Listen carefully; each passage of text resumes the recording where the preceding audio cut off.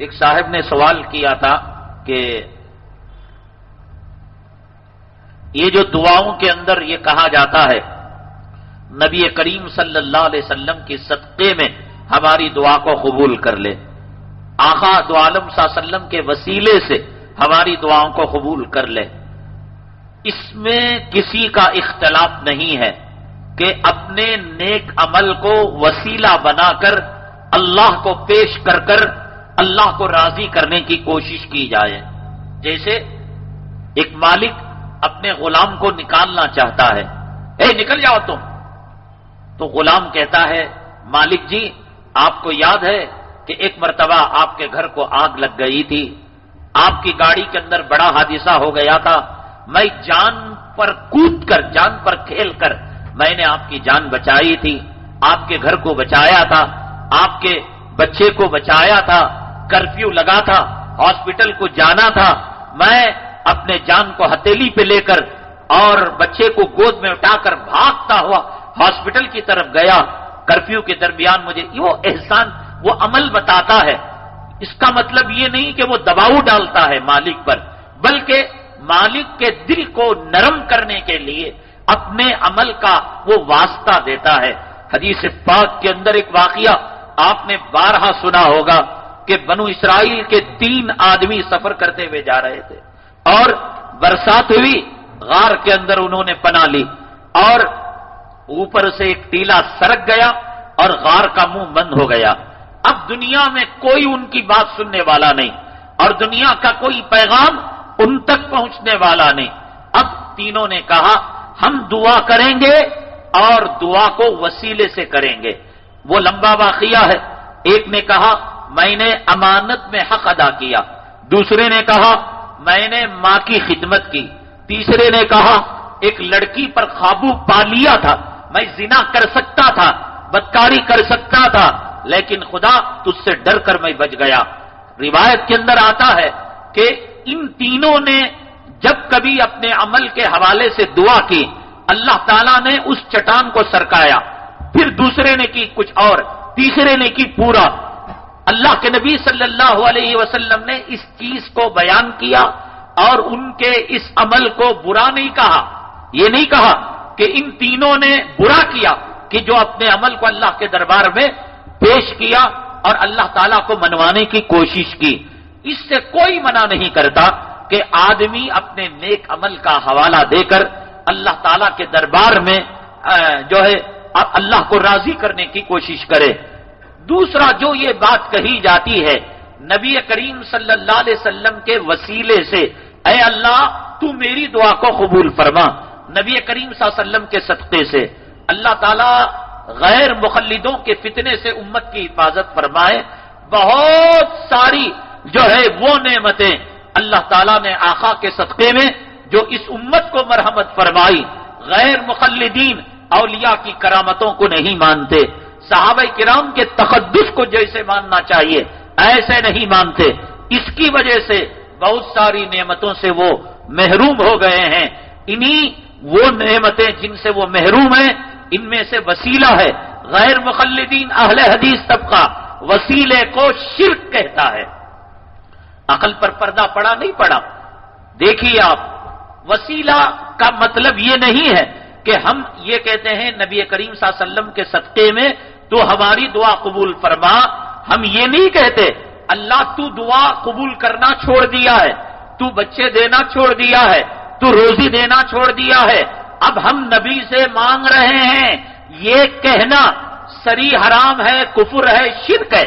ہم تو یہ نہیں کہہ رہے، وسیلے کا مطلب یہ نہیں، وسیلے کا مطلب یہ اے اللہ ہم گنہگار، اے اللہ ہم مجرم، اے اللہ ہم پاپی، اے اللہ ہمارا خون کا خطرہ خطرہ اور جسم کا ذرہ ذرہ گناہوں میں ڈوبا، مولا یہ صورت اور تیرا دربار ہم کہاں اس لائق بھی نہیں مولا تیرے دربار کے اندر ہاتھ پھیلا سکے، تیرے دربار کے اندر دعا کر سکے۔ ہاں ہم گنہگار، مجرم، پاپی، عاصی، نافرمان سب کچھ، لیکن ہیں تو تیرے محبوب صلی اللہ علیہ وسلم کے غلام۔ یہی مطلب ہے وسیلے کا، مولا ہماری شکل کو نہ دیکھ، آقا کے چہرے کو دیکھ کر ان کے صدقے میں ہماری دعا کو قبول کر لے۔ تو یہ کرنے میں کیا برا ہے؟ ایسا کہنے کے اندر کون سے شرک کی بات ہے کیا نبی کریم صلی اللہ علیہ وسلم سے مانگا جا رہا ہے کہ آقا تم ہمیں بچہ دے دو، تم ہمیں روزی دے دو؟ یہ کہنا حرام ہے. ہم یہ کہہ رہے ہیں ارے اللہ کو پہچانا بھی تو ہم نے کس سے پہچانا؟ رسول اللہ صلی اللہ علیہ وسلم کے ذریعے سے پہچانا. اگر آقا نہ ہوتے تو آپ قرآن کو جانتے، آقا نہ ہوتے رب کی ربوبیت کو جانتے، آقا نہ ہوتے اللہ تعالیٰ کی وحدانیت کو جانتے. ارے اللہ تعالیٰ سے کہہ رہے ہیں اے اللہ تیری ربوبیت کو، تیری شان رحیمی کو، تیرے شان کریمی کو جس محمد صلی اللہ علیہ وسلم کے ذریعے سے ہم نے جانا اسی کے صدقے میں ہمارے گناہوں کو معاف فرما دے. اسی کے وسیلے سے وسیلہ لینا جائز نہیں ہے، ناجائز نہیں ہے، حرام نہیں ہے. لے سکتے ہیں، لینا چاہیے، اور ممکن ہے ہماری دعاؤں کی وجہ سے اللہ ہماری دعاؤں کو ریجیکٹ کر سکتا ہے. آقا کے صدقے کا حوالہ دیں، اللہ تعالیٰ قبول کر لے. حضرت علی کرم اللہ وجہہ کے ایک بھتیجے تھے، حضرت جعفر طیار رضی اللہ، حضرت جعفر کے بیٹے. حضرت علی امیر المؤمنین بنے. اس کا فائدہ اٹھا کر بات بات میں آ کر اے علی ذرا وظیفہ دے دو، اے علی ذرا سواری دے دو، اے علی ذرا گھوڑا دے دو، اونٹ دے دو. یہ بچوں کا شوق ہوتا ہے، بچوں کی طلب ہوتی ہے. حضرت علی اے چل چل چل چل چل کہتے. جب بار بار حضرت علی ریجیکٹ کر دیتے، رد کر دیتے، بچہ تھا بڑا ہوشیار، کہتے اے علی میری اس جو ہے مراد کو پورا کرو، مجھے گھوڑا دو، مجھے کھلونا دو، مجھے اونٹ دو، اور مجھے روپیہ دو، دینار و درہم دو. بحق کی جعفر کے جو حق تم پر واجب ہے ان کی محبت کے صدقے میں تاریخ کے اندر لکھا ہے کہ جب بھتیجا اپنے باپ کے حوالے سے حضرت علی کو بحق کی جعفر کہتا، حضرت علی اس کو ریجیکٹ نہیں کیا کرتے تھے. یہ حضرات صحابہ کرام کا معمول تھا.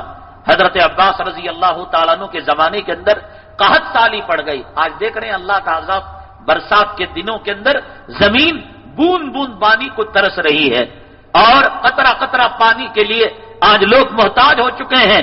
لوگوں کی اعمال کی نحوست کی وجہ سے اللہ نے بارش کے نظام کو درہم برہم کر دیا ہے.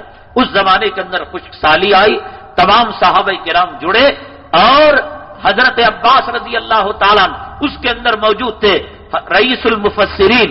ان کو لے کر دعا کی حضرات صحابہ کرام نے، اور دعا کے اندر یہ الفاظ ارشاد فرمائے اے اللہ ہم گنہگار، ہم مجرم، ہم خطا کار، ہم عاصی، ہم نافرمان، لیکن یہ تو ہے محمد صلی اللہ علیہ وسلم کے چچا زاد بھائی، ان کے صدقے میں ہماری دعا کو قبول کر لے. صحابہ کرام نے وسیلے کو لیا ہے. وسیلہ اور چیز ہے اور کسی سے مانگنا اور چیز ہے.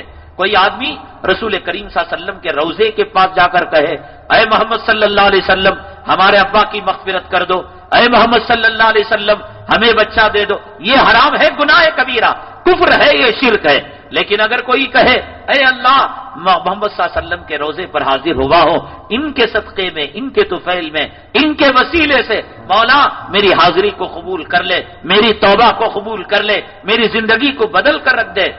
دیکھو پوری دنیا کے مذہب حنفی ہمارے اکابرین نے فرمایا کائنات کے اندر جناب محمد الرسول اللہ صلی اللہ علیہ وسلم کے اسوے کے قریب، آقا کی سنتوں کے قریب اور دنیا کے اندر کوئی اور مسلک نہیں، مسلک حنفیت کے علاوہ.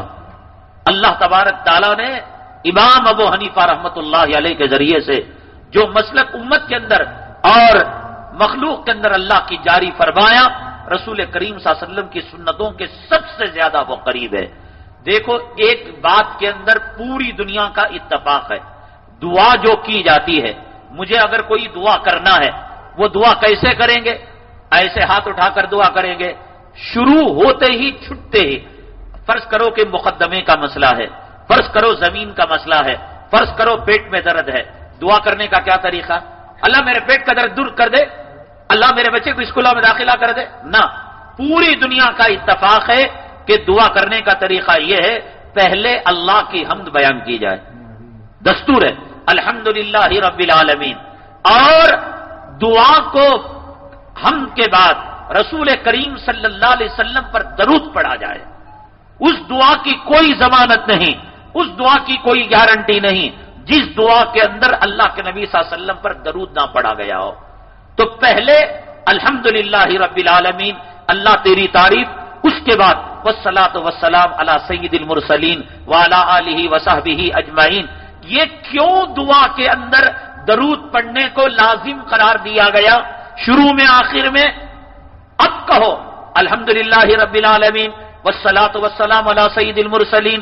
अब कहो ऐ अल्लाह मेरे पेट में दर्द है, मौला मेरे पेट के दर्द को दूर कर दे, ऐ अल्लाह मुकद्दमे को हल कर दे, ऐ अल्लाह बच्चों के मसले को हल कर दे, कॉलेज के दार। अब फिर आखिर में अल्लाह दरूद और फिर अल्लाह ताला की तारीफ, सुब्हान रब्बिका रब्बिल इज्जति अम्मा यसिफून व सलामुन अलल मुरसलीन, तमाम पैगंबरों पर सलाम, फिर वल्हम्दुलिल्लाहि रब्बिल आलमीन। तो ये दरूद जो लाया गया, ये दरूद खुद वसीला है कि बंदा कहता है अल्लाह ताला से, मौला मेरी दुआ काबिले कबूल नहीं है, लेकिन मेरी दुआ को नबी करीम सल्लल्लाहु अलैहि वसल्लम का दरूद लगाकर इसका वास्ता देकर कहता हूं कि मौला मेरी दुआ को तो कबूल फरमा ले। और ये काम अहले हदीस भी करता है, ये काम गैर मुखल्लिद भी करता है, ये काम वो लोग भी करते हैं जो वसीले का इनकार करने वाले हैं। उनसे पूछो तुम दरूद पढ़ते नहीं पढ़ते? दरूद पढ़ते हैं, क्यों पढ़ते हो? हमको तो हमारी दुआ चाहिए, मैं हूं मेरा अल्लाह हूं, अल्लाह मुझे कपड़ा दे दे, अल्लाह मुझे मकान दे दे, अल्लाह मुझे जमीन दे दे। लेकिन ये भी दरूद पढ़ते हैं, क्यों पढ़ते हैं? ये दरूद वसीला है, अल्लाह मोहम्मद सल्लल्लाहु अलैहि वसल्लम पर दरूद भेजकर इनके वसीले से मैं आप तक अपनी मुराद पहुंचा रहा हूं।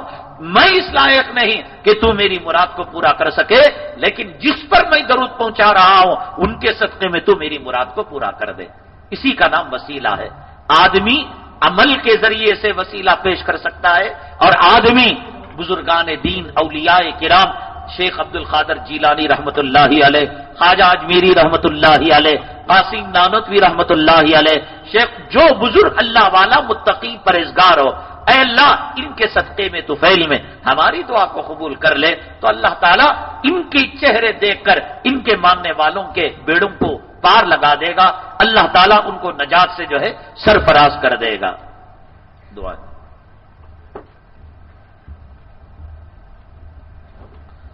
साए में शायद कोई बीमार है, अल्लाह ताला उन्हें सेहत व शिफा नसीब फरमाए। नबी करीम सल्लल्लाहु अलैहि वसल्लम की सुन्नतें हमारी जिंदगी के लिए बहुत जरूरी हैं। वो हदीस की किताबों के अंदर लाखों के अंदर